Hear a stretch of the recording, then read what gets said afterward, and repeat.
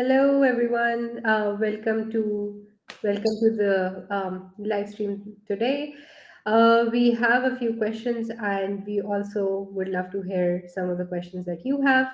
I'll stay on the slide for a bit, so just so you can scan the QR code or go to this code from your laptops or PCs. Okay, if you haven't yet scanned the code or entered into slido.com, you will have the chance again. I'll show the slide once more once we have the poll. So today, for today, the talk that we have is Curiosity Unleashed, the key to exceptional product management. A fascinating and vital topic that highlights how cultivating curiosity can drive innovation and success in product management. Our speaker today is Dr. Andreas. He's the CPO of Movings, and he's also an accomplished product leader and entrepreneur, and and an author. So Dr. Andreas is renowned for his groundbreaking insights into product management and innovation, drawing from his extensive experience leading high performing teams and building successful businesses. He's passionate about fostering curiosity and empowering product managers to ask the right questions, discovering hidden opportunities, and delivering exceptional value to their users. A little bit about me. I will not take a lot of time. I have been in product management for over 6 years. I've worked for B2C and a little bit for B2B in the fintech industry. And you can read a little bit more about me here. And you can always contact me on LinkedIn. A little bit about what product people does. So what do we do? How do we make money? We make money via providing interim product management services, product ops, and transformation acceleration services via our in-house staff. And how do we give back? We give back via free events and talks for one of the Europe's largest PM communities with over 50,000 members. So we want to get to know you, and this is a small poll that we have before Dr. Andrea's takeover. You can scan here, and you can also type in this code on slido.com. Um, I'll pause for I'll pause for a minute before so that everyone can answer, and then I will hand it over to Dr. Andreas.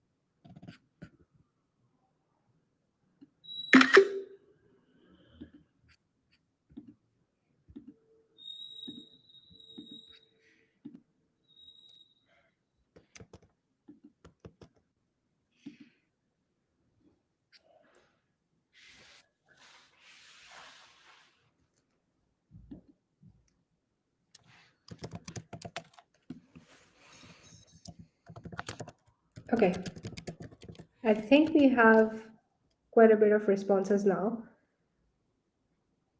And Yeah. So I have. So we have. Um, So we have most people voting in as six. I feel like that's the safe answer. Not too curious, but also not curious at all. It's somewhere in the middle. So we have 33% of the audience voting in as six, and seven and eight get 22%, and then only 11% of the audience today voted as 9 or 10 for curious. How curious is your company? um, I will now hand it over to Dr. Andreas to share his screen and talk a little bit about how to be an excellent PM. Thank you so much, Batul. And hello, everyone. Uh, Great for the results. Thanks for putting them together. I think we can see that there is, curiosity in the organizations, but maybe not enough yet. So maybe I can give you some tips, some tricks, some tools today to spark that curiosity a little bit more. You know, when you think about curiosity, others might call it, always asking questions, or active listening, or being obsessed. I personally call it curiosity. And for me, curiosity is what makes the difference between a good or great product manager and an excellent product manager. And when you think about curiosity, it might not just be, the typical one is customer centricity, so curiosity towards customers. But I think that is not just everything. It actually goes further. It is curiosity towards business value. So not only understanding what the customers want, but how can I create value for the business for it. It's curiosity towards markets, industries, right? What's going on in the markets, towards competitors. What are the competitors doing? Towards technology. How can I, what I just learned with the customers, with the markets, how can that be done technologically? Not that I need to solve it, but I need to have the curiosity to understand what the engineers, are doing, what they can be doing. And then also, last but not least, towards data. And there are probably a couple of other things that you can have curiosity towards. Feel free to share them in the comments. Feel free to put any questions into the comments, and we will pick them up as we go along in this presentation. This is supposed to be quite interactive, so if you feel you have something, please by all means go ahead. So now, in my opinion, curiosity is your sixth sense. What do I mean by that? As a product manager, you have a lot of different hats, a lot of different things you got to work towards. Strategy, how to prioritize, communication. Being super agile and adapting towards the business. Those things are all super important. However, in my opinion, curiosity comes first. It's kind of the sixth sense on how your product, is working or should be working, and everything around it. And once you understand that, you can then start prioritizing and communicating. So, how do I spark curiosity? And I think there are three things to set up the company in the right way to make sure that you have an environment that makes it easy to be curious and maybe even rewards curiosity. The first one is creating a safe space. We all know the study conducted by Google that having a safe space where you feel comfortable in a business environment, will allow you to do your best. And that means, there are no dumb questions, there are no dumb ideas. Feel free to express everything. It's a safe space. We might not do everything. In fact, I always tell my people, if you have 10 ideas, we will probably shut down 9. But if you don't voice all 10, we will not find the one that is the right idea. Second, offer the right tools. And for me, that's like a couple of things that you can do, such as, personal education budgets. I, for example, subscribe to a newsletter that is a paid newsletter because I would love to know more about the industry. And that comes out of my personal education budget. Would I do it otherwise? Probably not, because I'm not willing to spend a couple hundred, a year just on a private newsletter. Self-serve BI tools, other research tools, and so on. So you need to have the right tools in place to actually make it easy to spark that curiosity and feed that curiosity. Last thing is, be a role model yourself. And the best way to say that is, asking why 5 times. Why? And openly sharing your thoughts and encouraging the people. Because once they see that you do it, they start doing it themselves. Now, how do you do or spark curiosity within your product team? First of all, use your one-on-ones. So this ask why, I mean, that's perfect for your one-on-one. Why are you doing this? Why does it make sense? Why is it better? Why are we not doing task 1 versus task 2, and so on, so forth. So sharing your thoughts on that again, can help everyone. And I'm not sure if my team is listening in, but this ask why, they're going to laugh really hard, because I always like ingrain that in their thinking. Like I always would come back and like ask why. So that's number 1. Number 2, have a weekly space or meeting for curiosity. So not just like the team check-ins that you might have, or the one-on-ones that you might have, but just block half an hour and to share new insights, to discuss ideas, to ask questions. Sometimes these come up in the one-on-ones. You have an idea and it comes up in the one-on-one, and we just say, okay, let's discuss this in the team. Or can you just prepare something and show it to the team, and then we can ask some questions. And that space for curiosity just helps people get used to it and kind of expect it. Run joint research projects. I want to give you one example that we did. We looked at different car insurance apps within 15 different countries. We have 5 people, and everyone got 3 countries. Luckily, we had a very diverse set of product managers from all over different countries. So we actually managed to look at South America, look at Asia, look at Russia, look at US, Canada, Mexico, look at Europe, which was great. And everyone basically did a little bit of research themselves, and then presented it to the others. And in the end, we had kind of a best in class analysis from, I think it was like probably 40, 50 different companies all over the world. And we put that together in a final presentation, and actually shared that with the entire team. They were just, amazed at how detailed and but also how international this whole approach was. And the team really loved it. And we did a couple of further projects around these joint research things. Lastly, one of my favorite ones, the Think Big exercise. What is the 10-year vision? What is the 10-star experience? What is the 10x innovation that you can think of? So, in one of those sessions, we asked ourselves, what is the 10-star car accident experience? So if you had a car accident, what would it be to make it a 10-star experience in order to get the customer satisfaction up through the roof?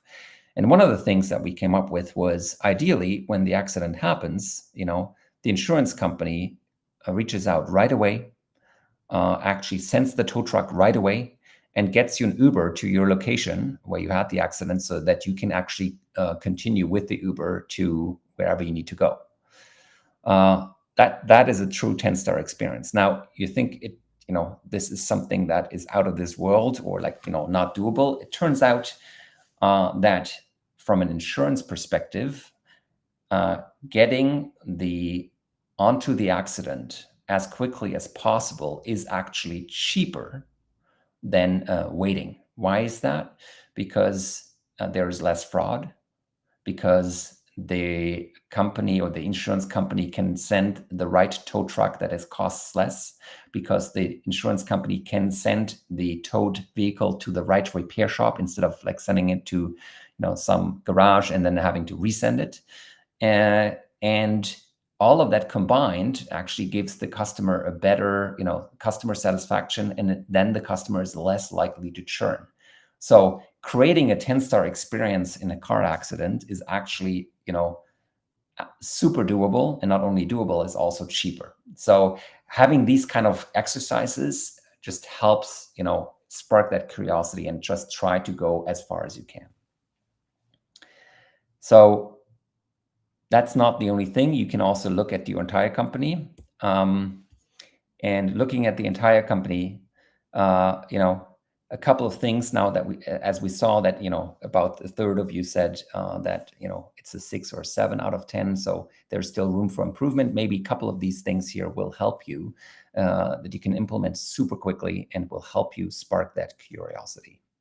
So the first one here, super easy one that we did is creating what we called research trends ideas, Teams channel or Slack channel, whatever tool you have, where anyone is welcome to join and anyone is welcome to post. So whenever they see something that they find interesting, because of their curiosity, they could share that.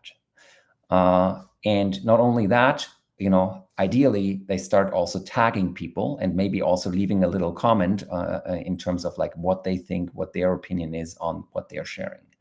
So that then helps with the tagging of the people, helps spark a little discussion, right? And then ideally you already have exactly that discussion that you want to have, and just help people with satisfying their curiosity.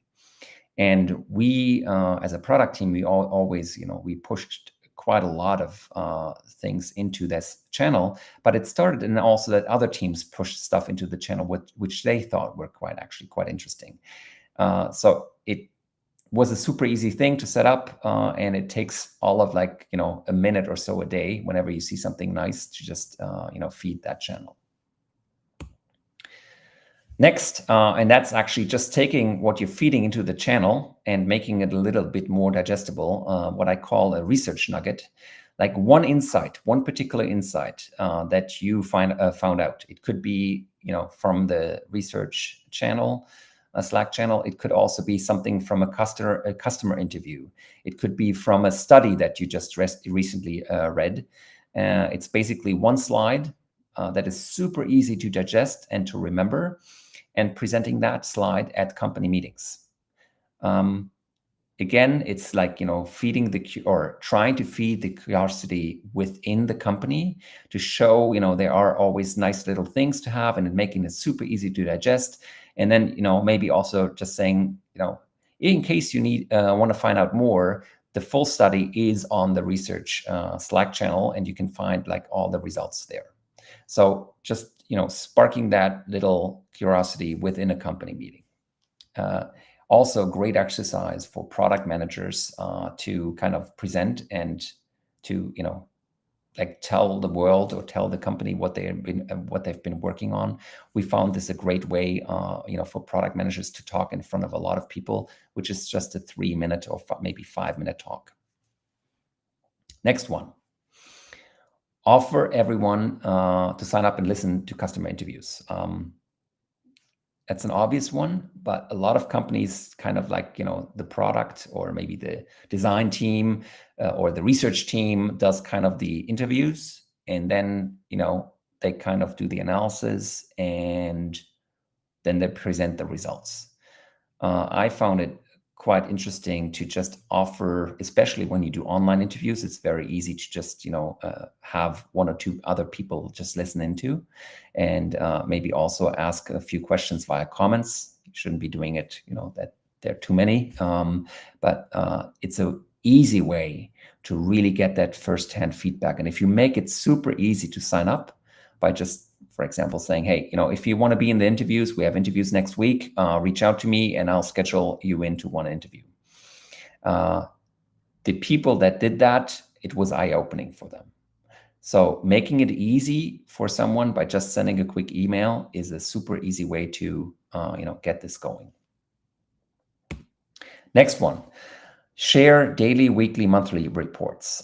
So what I love to do is, for example, have a dedicated Slack or Teams channel on certain metrics. And then saying, okay, if you want to know what's going on, just subscribe to that channel, and the channel will push a metric every single day, like a quick report. And lo and behold, because you're now opening up or making it super easy, kind of like to have that business intelligence within the company, people are going to start asking questions, and they're going to start asking, like putting comments into these reports, saying like, hey, listen, on the Slack channel, like, sales are down by 30%. What happened yesterday? So it's a very easy way to open it up and to have a conversation. And in fact, usually what happens then is like that people say, I want this number, I want that number. Can you also add this number? Can you add that number? So sharing that, again, either by email or via like a Slack channel, is a very easy way. Last one, no, second to last, sorry. Sharing the learning resources for inspiration. So people started asking, where do you get your inspiration from? What newsletters do you subscribe to? Which podcasts do you listen to? What industry publications do you look at? And so on and so on.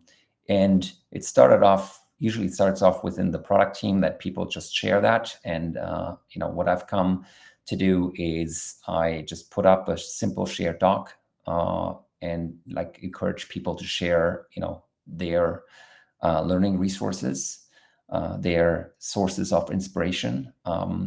And what happened is that other teams started adding their learning resources. So in the end, usually you end up with quite a bit of a document that gives a lot of really good insights, where you can also go beyond to what you usually do, right? It could be some tech resources, it could be some public speaking resources from the maybe communications team, and so on. And it's actually quite interesting to see how people then just keep on adding it, and making it super easy to get some really, really good sources.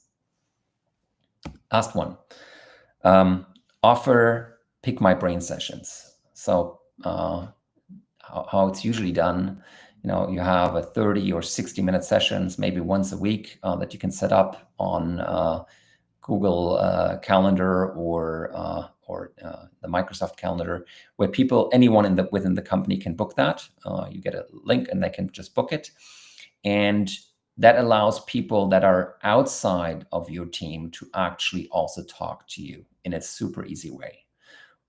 So things that happened to me is like, for example, one person was on the business development team, wanted to understand the customer journey better. He was really curious about that. And he said, can I build a customer journey together with you? And I said, absolutely. And we started off, I told him, use Figma, start off with that, and then show me your first customer journey, and then we'll do 2 of these Pick My Brain sessions, where I will give you feedback on that customer journey. And you do the first round of feedback, update the Figma, come back next week, and we'll do a second session. And that person was over the moon, because it was such an easy way to get input, and all they needed to do is just book 2 sessions and be done with it. And it doesn't have to do with necessarily with just anything around product. It can be one person reached out and said, listen, in my career, I want to move this way. How can I do this? So it goes beyond the typical product thing. It can be anything. So a Pick My Brain session is a very easy way to go about it. So we're getting the first questions. How do you actually do the interviews, especially if you're a smaller product? Like, how do you get users to come to you and be willing to have an interview? Oh, good question. So one of the things that it depends a little bit on what the product is, but there are, testing time, user testing, I think is another one. There are like online, tools that allow you to basically book people, right away, and have these focus sessions. And usually, you can even build a little wireframe in Figma or something if you have a like digital tool where you can also show them a little bit, or where you can actually give them a prototype to click on them by themselves and then just share their thoughts. There's other things, where you can just do quick, like opinion surveys, like Opinio or like Scent or something, where you can get like information quickly. That's usually how I do this, and it's actually rather cheap. Like there is I think like maybe a couple €100 or so in total. There is a saying like after 5 people, or like focus interviews with 5 people, you probably get 80 to 90% of the problems. And I'd rather do 2 rounds of 5 people than 1 round of 10 people. Now that does not give you statistically significant results, but especially if you're really early stage and you want to get quick user feedback, doing 2 rounds of 5 people is a lot better than doing like a round of 100 people. So how much do you usually invest? Like a couple €100. I don't think you need to invest actually quite a bit more. Yeah, and that's the questions for now. If we have more questions, please do go ahead. I'm gonna continue because one of the questions also came up, like on how do you find curious people? I think this is one of the things, when you start hiring the next product managers. I found there are a couple of questions that you can ask that give you a good feeling whether a person is curious. So very obvious one, you've probably done this yourself, is like, tell me about a recent feature that you saw that you really liked and why. And that's something that they must have seen within the last week or so, right? If they cannot name anything, it seems that they're walking through life and are not curious to learn and like see something, right?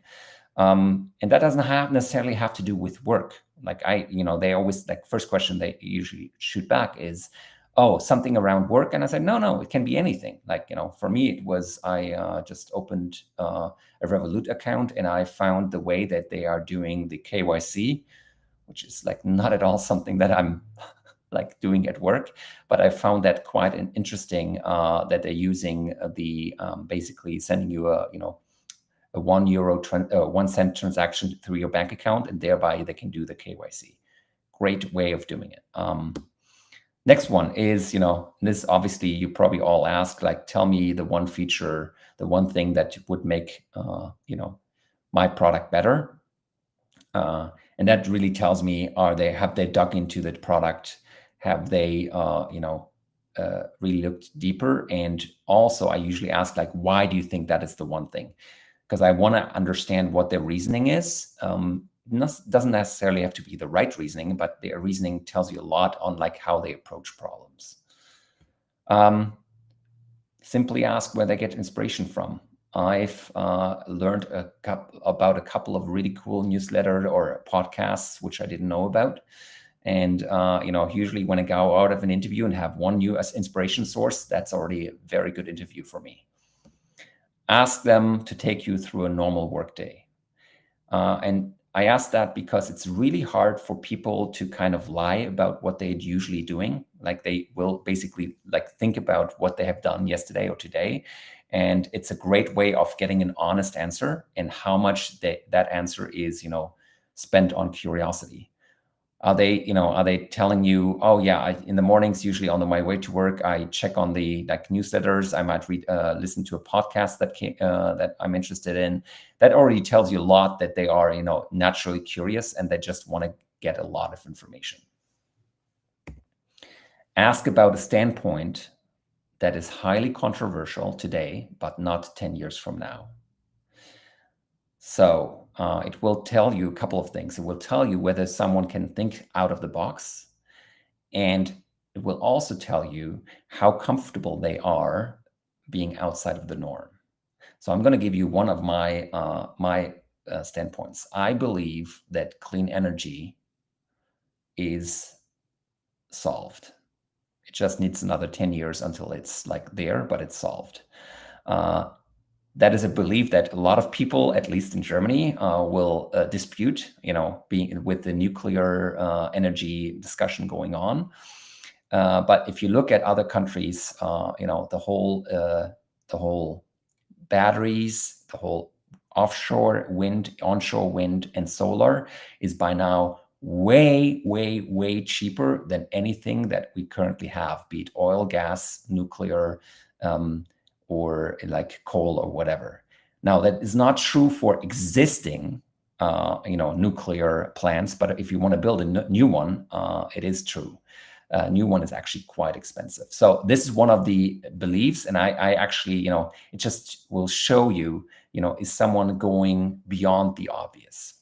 So those are a couple of things that might help you. I'm going to go KYC. I'm going to go back to the questions. KYC is, yes, know your customer. As a bank, and Revolut is a bank, they need to verify that the customer is their customer. And one of the ways to do it is, you've all done it, video ident, right? Like doing like a video call or whatever, or like doing flipping on your ID card or something like that. But another way to do it is actually to go through a bank account, because the bank has to know, if you have a bank account, has to know your name. And that's a way to actually know your customer as well. That's pretty much it in terms of we're getting to the half-hour mark in terms of presentation, in terms of tips and tricks. If you have any further questions, love Revolut. Yeah, I love Revolut as well. If you have any further questions, please feel free to ask them now in the chat. Love to have a discussion. If you have any further ideas, or maybe some questions that you had, or maybe some tips and tricks that you had, please share them in the chat as well. We are going through the chat as we can see that live as you type it in. I'll give you another minute or so to ask any questions. Otherwise, I think Batul probably has a couple of backup questions to go with.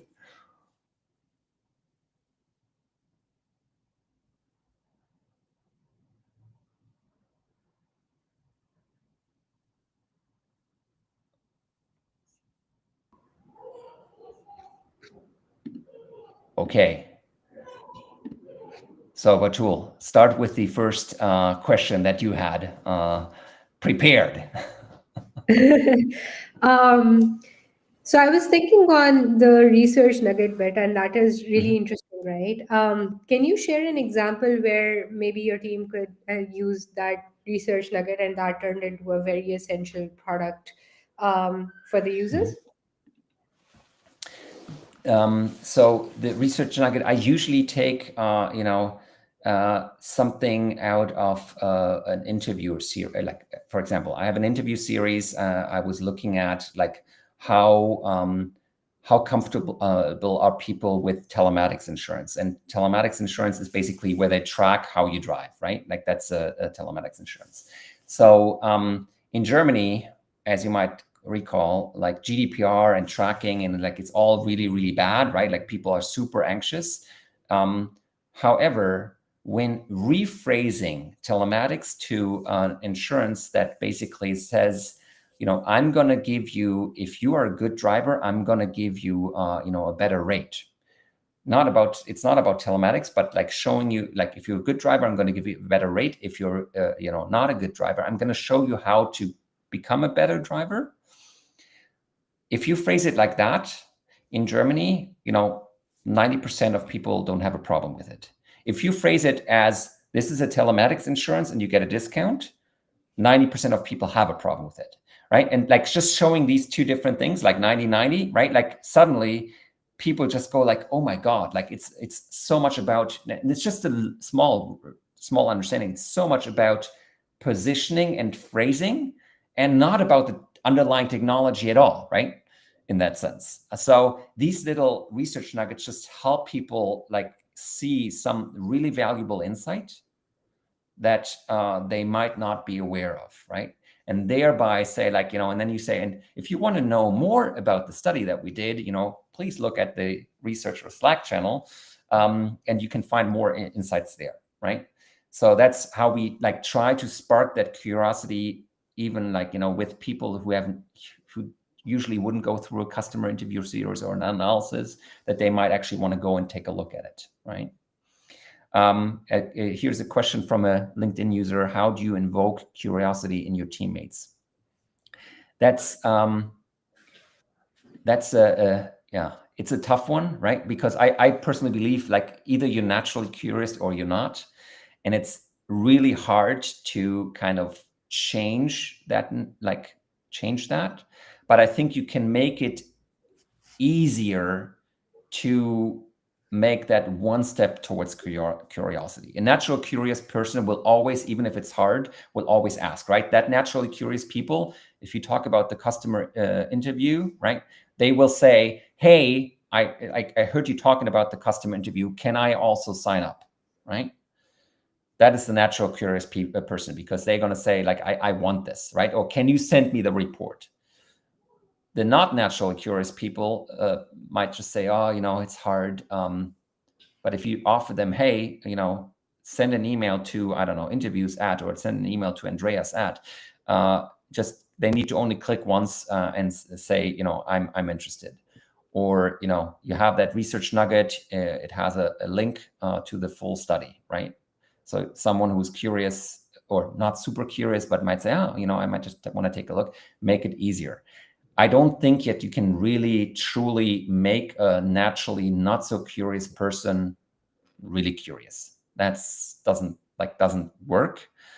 However, taking away the barriers is an easy way, right? Making it accessible through Pick My Brain, through a research channel, through adding people to custom interviews, through the research nuggets. All these little tools help make it easier.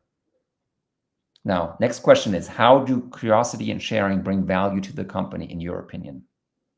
Well, any company is built on an idea and on a product or a service, and you want to have the best out there. So you can either be a follower and just copy whatever everyone else is doing, or you can be the person that actually, builds the best in class. So if we think about Revolut, right, like, they thought, how can we bring the banking industry into the 21st century? How can we make it all available in app? How can we, have a sign up flow that I can do at home in 3 minutes? And, I don't need to go to the bank like I need to do for most German banks, right? So that is where the curiosity part comes in, right? You need to be constantly, as a product manager, constantly be pushing the boundaries. How can I make this better? And it cannot just be, by copying. Well, it can be by copying the competitors, but then, you're just copycat, which is also in itself, you can do that. But that's a good or a great product manager, not an excellent product manager, right? Should you keep going with your sharing curiosity efforts even if teammates don't react to them? Absolutely, you should, right? Because I think, as a product manager, you need to have that curiosity in your team, and you need to also call people out on it. If people are really not into curiosity, I don't think that they're product managers or the right product managers. If people are not interested in doing customer interviews, if people are not interested in what's going on in the industry, for me, then it's a project manager. They're making sure that the project is done on time, right? That the communication is done, that the prioritization is correct, but you're not a product manager. You're not setting strategy. You're just, coordinating a job. So, Batul, now it's up to you. Back to you with your questions.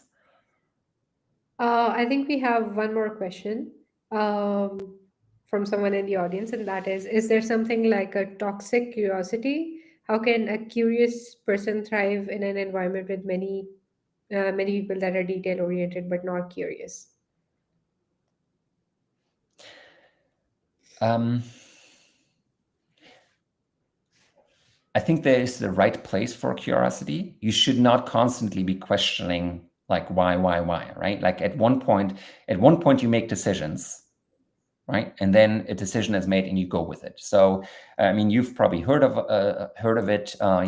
Disagree and commit. You might have a great discussion, and in the end, there is maybe disagreement. Not everyone comes together, but you say, okay, you know what? We disagree. We commit. We go with, I don't know, idea one. It's the better one. What I usually say is, okay, so we go with idea one. We have the hypothesis that, I don't know, idea one will increase the conversion rate by 30%. However, we're going to measure that, and if we do not see any of this, we're going to reverse that opinion, right? So that's where you can go back and say, okay, we tested idea one. Idea one is at 10%. That's not it. Let's reverse the decision and go with idea two, which is maybe better there. So there is, I think, the right environment for being curious, and then there is the right environment for also making decisions and not constantly asking why. However, I don't think that you can be curious enough, right? You obviously sometimes you don't want to. You also need to do like the regular stuff, right? Like the communications, the prioritization, road mapping. Maybe you're even doing like the whole agile, framework, and you're also like doing a little bit of a product owner stuff. That's absolutely fine. But take the time to have that thought process, like maybe 20% of your work time, right? To allow for that curiosity, and maybe also sometimes do just a project, which we also every once in a while did, where it's just about doing research, just about inspiration, just about learning, because again, excellent product managers actually want to work on that the entire time. So next one is, how can we break down silo thinking regarding curiosity when you're dealing with an organization or an individual? Silo thinking, maybe in terms of like I'm going to interpret here a little bit in terms of like different teams. I usually this is I think the best way to break down silos is to ask people that are outside of your team why, like to show them that you really truly want to understand where they are the experts. So I would do a lot of like the pick my brain sessions. I would do I would reach out to a colleague and say, hey, you've got 10 minutes. I've got a question and I don't understand it. And I need you to explain to me how this works. And a lot of times people, if you tell them that they are the expert and that they can teach you something, they are really like, they want to do this. They feel proud that they know this. So that's how you maybe get them, is by showing them that you want to learn from them and that you are truly curious about what they can do.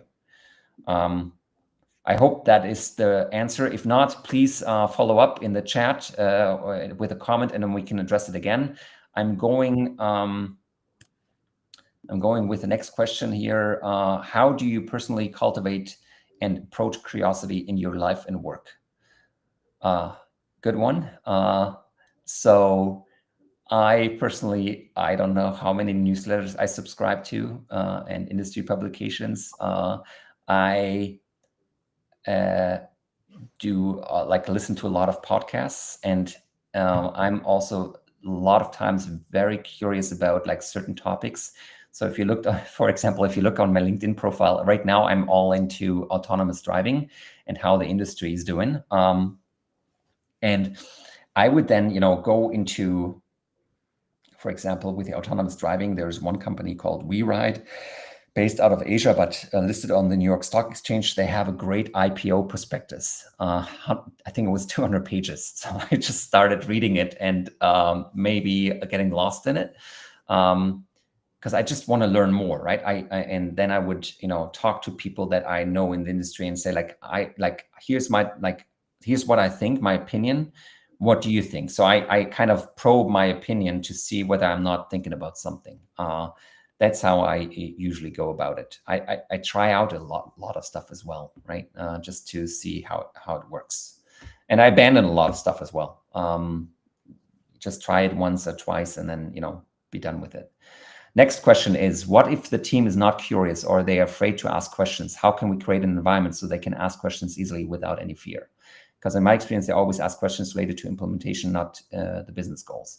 So thanks for that question. It's a very, very good question. And I've come across that quite a lot as well. It's how I've tackled it is I am the role model, right? I ask why all the time. And I tell them, like, listen, I don't understand this. Can you explain this to me? Or here's an idea. What is wrong with it? I basically open up that safe space, right? So that they don't have that fear. And I do it every single time. I keep on reminding the people. So it's kind of this broken record. You need to do this all the time. And you actually need to, I specifically also say that. Listen, I just want to make it clear again. I want curiosity in the team. There are no dumb questions. There are no dumb answers. So, here's the first one that I have because I don't get it. So doing that at one point, the team is going to switch. It's going to take a while, but the team is going to switch. I usually give it like 3 months. And after 3 months, you've got people who actually start asking questions. Maybe also give them a project that they can just, work on and then present to the team so that, they can show something. That's maybe another way. I think, Batul, did I miss any questions here? I'm looking at it again.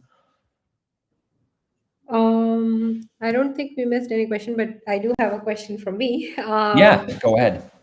I just wanted to ask, so you talked about having a repository or so, and I think it's a Mhm, brilliant idea to have people post in whatever they find interesting mhm, from maybe customer interviews or so.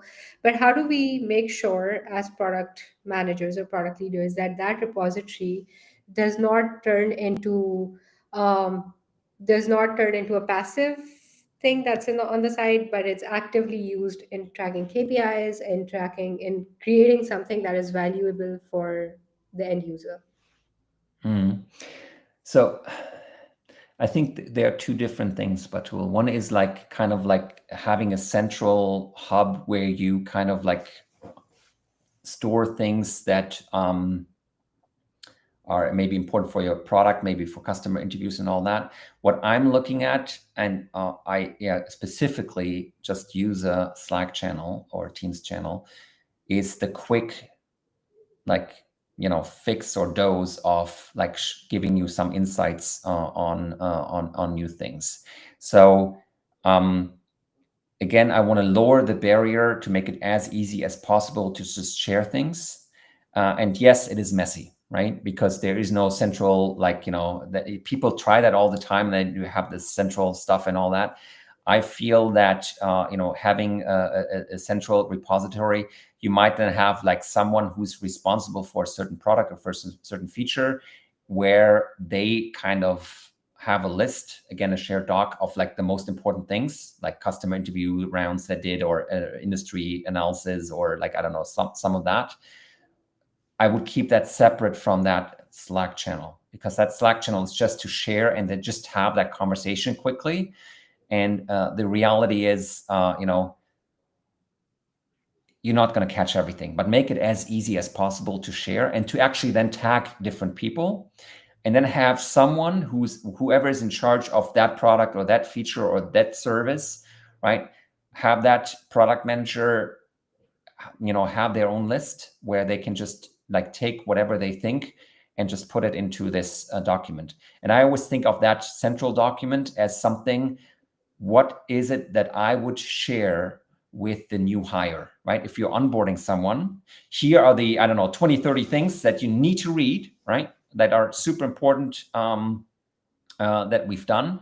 And we have that usually we don't have that central document. We rather have an onboarding guide, where I just go and, like, when someone new onboards, I just take the person who was onboarded last and look at it and say, oh, I need to add this in this document. I still have it in my head. And then I basically have a new list of things. And, oh, this document is now 3 years old. Honestly, it doesn't work. It's not worthwhile anymore. So that's how I go about it.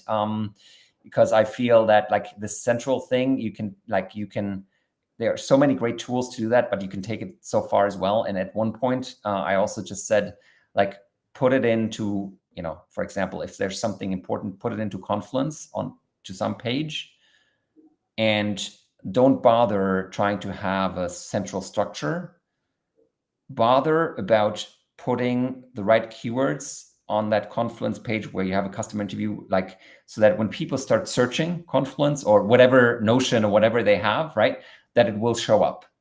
And start also, similar to Google, start just linking when you think there's a link to another document that is like worthwhile, because then at one point people, it's not going to be perfect, but it's going to be good enough, and you might just need another 30 to 60 seconds to find what you're looking for. But you're not going to have to spend hours and hours on end to try to like have a centralized thing, because as soon as it goes out of the product team or so, someone else is going to be a little different. They're not going to, using the same structure, and then it's all broken again, right? So that's how I usually go about it. That's amazing. I think I personally learned a lot in this session, and things that we can actually implement in the companies that we're working with, and invoke that curiosity and knowing that customer, knowing your customer, knowing what your users want, and just generally what's happening in this industry, what do the customers want. Maybe it's something unrelated to the product, but that's something that we learn. Um, I will briefly go over what we do at Product People. In case anyone has more questions, you can keep on posting, and I will read them out uh, towards the end.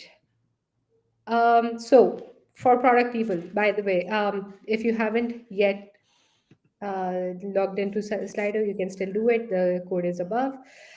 So I'll just briefly go over what does Product People do and what are the use cases where we engage. So we provide interim and fractional product management services, or we also step in as a product leader. Um, while you're hiring, we it can often take up 3 to 9 months, and we cover that. If you have parental leave, we also cover that for 3 to 12 months. It's usually 3 to 12 months for parental leave. And if anyone has important and urgent initiatives and needs immediate product support, we step in as product managers. We specialize in product management and product ops. We if you want to upskill your product management team, that's where we come in, and we also streamline processes and programs for product teams. Um, and then we also do transformation acceleration. So we move the companies from sales led or tech led to product led companies, where people are more thinking about, okay, how do we help our customers, how do we make it more product centric organization, and the change is coming from product to sales and tech. Then we also configure your product strategy and team structure. um, and these are some of the cases that we do at Product People. These are some of the clients that we have worked with. These are B2C clients, and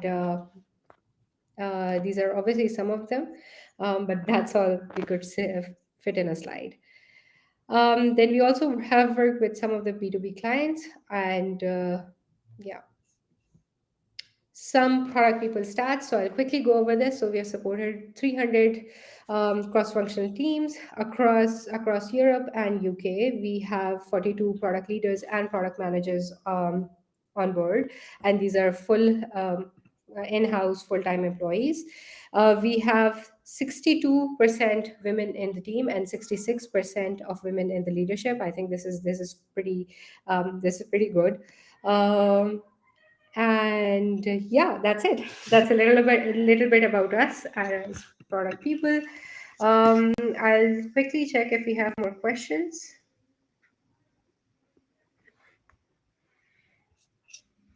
Okay. Then I think we can wrap up. Um, Andreas, if you have any last words. Yeah. No, if you feel that you have further questions, or want to have a little chat, please feel free to reach out to me via LinkedIn. Um, and I'm happy to just have that little chat. Thank you so much. Thank you for so much for the effort. Thank you for taking out the time to talk to us. It was a brilliant session. I think, especially for people who want to be exceptional product managers and they know they're good product managers, but they don't know how to be excellent in what they do. And just asking little questions, being curious about everything, not just work, is I think it's key. Uh, Thank you. We can, I think, conclude the talk. If there are no more questions, there are no more, I think. All right. Um,